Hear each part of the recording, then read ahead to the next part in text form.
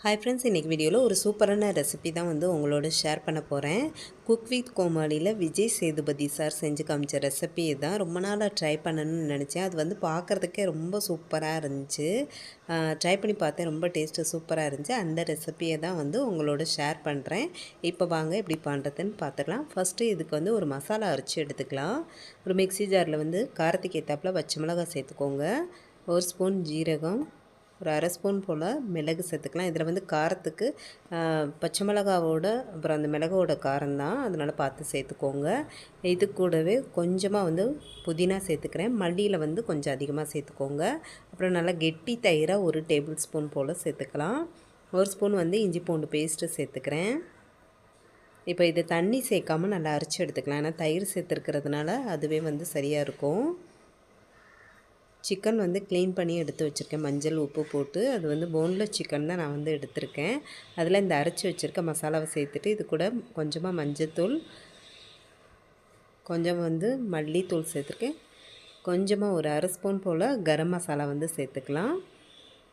அப்புறம் கொஞ்சம் லெமன் ஜூஸும் புழிஞ்சு விட்டுக்கிறேன். இதெல்லாம் சேர்த்து நல்லா மிக்ஸ் பண்ணி எடுத்துக்கலாம்.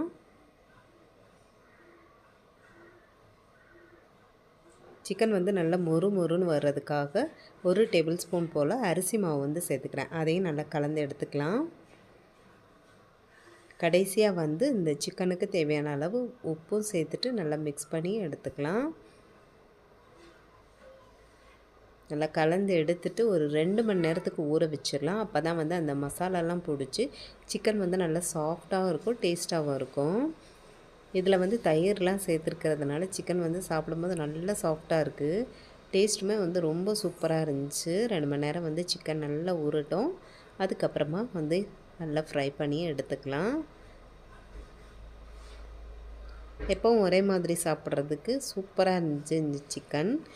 இனிமேல் வந்து சிக்கன் வாங்கும்போது இந்த மாதிரி ட்ரை பண்ணி பாருங்கள். ரொம்ப டேஸ்ட்டும் சூப்பராக இருந்துச்சு. பசங்களுமே வந்து நல்லா விரும்பி சாப்பிட்டாங்க. நல்லா மொறுன்னு சாப்பிட்றதுக்கு ரொம்ப சூப்பராக இருந்துச்சு. கண்டிப்பாக இந்த ரெசிபி வந்து ட்ரை பண்ணுங்கள். ட்ரை பண்ணி பார்த்துட்டு மறக்காமல் எப்படி இருந்துச்சு அப்படின்னு சொல்லிவிட்டு கமெண்ட்டில் ஷேர் பண்ணுங்கள். இந்த வீடியோ பிடிச்சிருக்குன்னு நினைக்கிறேன். பிடிச்சிருந்தால் லைக் பண்ணிக்கோங்க. இதுவரை நம்ம சேனலை சப்ஸ்கிரைப் பண்ணாமல் இருந்தீங்க அப்படின்னா மறக்காமல் சப்ஸ்கிரைப் பண்ணி சப்போர்ட் பண்ணுங்கள். Bye friends.